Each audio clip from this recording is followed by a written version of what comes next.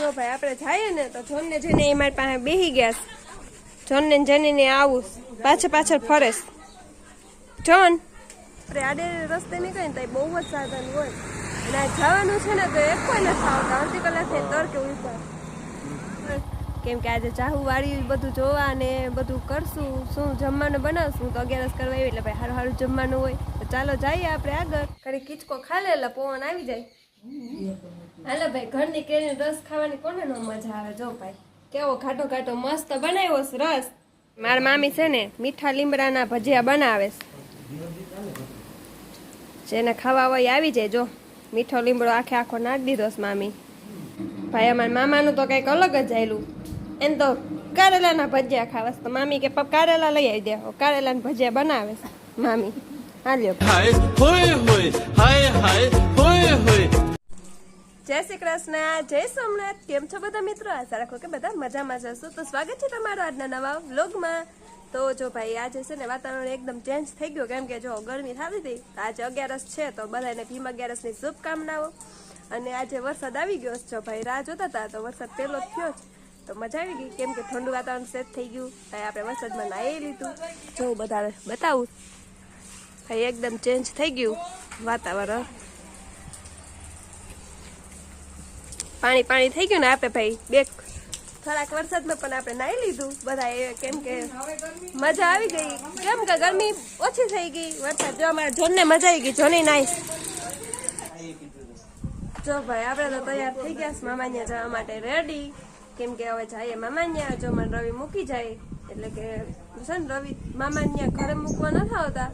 રિક્ષામાં બેસાડી જાય ત્યાંથી મામાનો છોકરો તેડી જાય. આપણે થઈ ગયા તૈયાર ને હવે ભાગીએ. જો ભાઈ આપણે જઈએ ને તો જોન ને જઈને એ મારી પાસે બેસી ગયા.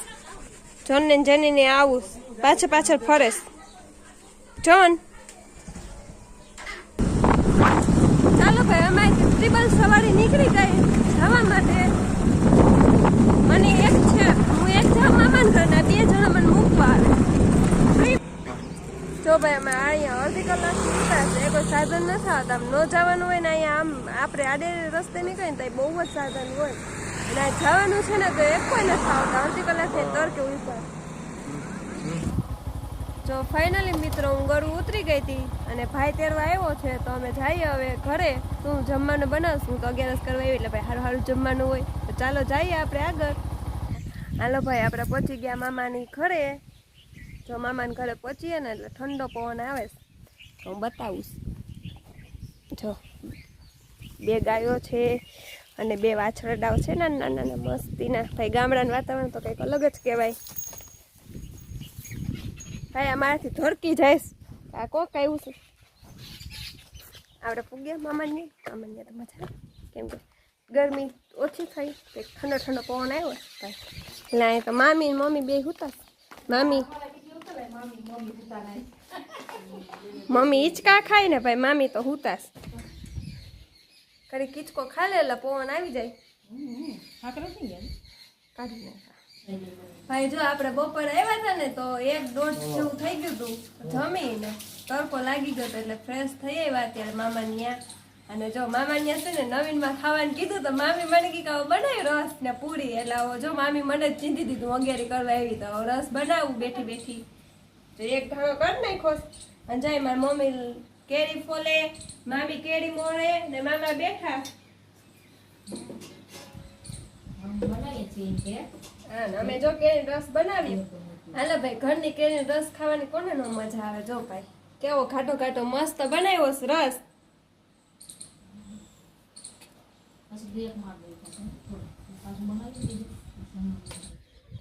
જો આપણે કેરીનો રસ કાઢી લીધો ને હવે છે ને હું ફ્રી થઈ ગઈ હતી એટલે હું બાર ફરવા નીકળી તો જોઉં છું બધી કંઈક મજા આવે કેમ કે ખેતરમાં તો આમ કુદરતી પવન આવતો હોય ઠંડુ વાતાવરણ થઈ ગયું છે અત્યારે ને છે ને આમ મજા આવે કેમ કે હમણાં ઘરમાં હતા તડકો હતો એટલે પછી નીકળી નથી. હવે જો નીકળી ગઈ ઘરની બહાર અને જો તમને બતાવું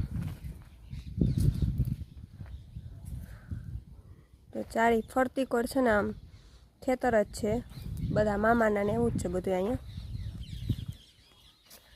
આ જામફળ એમ જોઈ લે જામફળ છે તો જામફળ પાડીને ખાઈએ, કેમ કે ભાઈ જામફળ મને ભાવે છે. ટ્રાય કરી લઈએ, હોય તો જોઈ લઈએ આપણે. દેખાતા તો નહીં છે, પણ કાચા જેવા છે, કંઈ જામફળ નથી બહુ. એમાં જામફળ પાકેલા નથી એટલે આપણે કંઈ તોડ્યા નથી. હવે છે ને હમણાં પૂરીઓ બનાવીશ. મારે તો પૂરીનો લોટ બાંધું, કેમ કે આજ 2 વર્ષ પછી, મેરેજના 2 વર્ષ પછી હું મામાને રોકાવા આવી. તો મામી ભાઈને બધા એમ કહે કે આ તારા હાથની રસોઈ ખાવીશ. તો હવે ભાઈ આપણે બનાવી લઈએ રસોઈ, કેમ કે જો કે રસ કાઢી દીધો. હવે આ પૂરીનો લોટ બાંધીને પૂરીને એવું બધું બનાવીશ. મામાને બધા કે આજ તારા હાથની રસોઈ ખાવી, તો આપણે રસોઈ બનાવી દઈએ. ભાઈ ચાલો, આપણે તો અગાસી ઉપર ચડી ગયા છીએ બધું જોવા. તો હું તમને બતાવું કે કેવું ગામડાનું વાતાવરણ હોય. જો દેખાય ને ત્યાં નદી નીકળે, એટલે મામાને ખેતર જ છે, ત્યાં નદી આવી ગઈ પાસે. અને જો આ છે ને વચલા મામાને ડેલો દેખાય. ત્યાં આજે હું ગઈ નથી. મામી બરાબર બેઠા હતા, બરાબર બેસીને આવતી રહી. જો મામા ત્યાં ગાયું ને એવું બધું જ છે. 2 ગાયું છે ને 2 વાછરાઓ પાછળીઓ હતી, તમને મેં બપોરે દેખાડી હતી. ત્યાં ફરતી વાતાવરણ છે, આંબા અને બગીચા ને એવું બધું છે. એટલે પક્ષીને એવું ઝીણો ઝીણો અવાજ આવે છે, આમ મસ્ત બોલે એવું. કેમ કે ગામડામાં અત્યારે આમ બેઠા હોય ઝાડવા ઉપર, એટલે આમ મસ્ત બોલે. પોપટ ને ચકલા ને એવું બધો અવાજ આવે છે, મસ્ત ઝીણો ઝીણો. એટલે સાંભળવાની મજા આવે. કેમ કે હવે ભાઈ આવું અવાજ ચકલાનો ને એવો છે ને ગામડામાં દેખાય છે, બીજે ક્યાંય સિટીમાં ને એવું બહુ સાંભળવા નથી જડતો. અત્યારે છે ને ગામડામાં મસ્ત વાતાવરણ થઈ ગયું, એટલે મજા આવે ભાઈ. જો અમારે ઘરે નીકળી ત્યારે વરસાદ હતો, અહીં તો વરસાદ છે જ નહીં. કેમ કે મેં મમ્મીને આવીને પૂછ્યું ને મામાને, તો કે વરસાદ જ નથી, અહીં તડકો ફૂલ હતો. એટલે છે ને ભાઈ હું તડકાની બપોરને આવી હતી, તો 1 વાગી ગયો. તો પછી જમી લીધું, જમીને પછી ઘડીક વાર બેઠા. તો બીજા મહેમાન હતા એટલે બધા બેઠા હતા અમે. તો ભાઈ હાલો હવે નીચે ઉતરી જઈએ આપણે.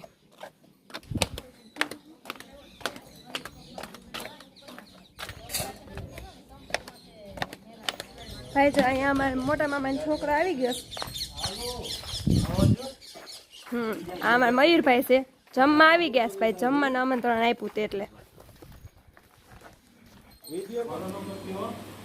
જો ભાઈ મામી ભજીયા ચાલુ કરી દીધા.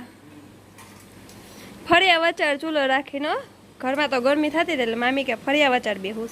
અને જાય બધા જમવા બેસી ગયા. રસ ને પૂરી ચટણી ને. જો ભાઈ અમે રસ બનાવ્યો તો, રસ કેરીનો, ઘરની કેરીનો રસ છે, પૂરી, પછી ચટણી, છાશ, ભૂંગળા ને મમરી ને બધું મામીએ કર્યું. અને બધા જો બેઠા જમવા.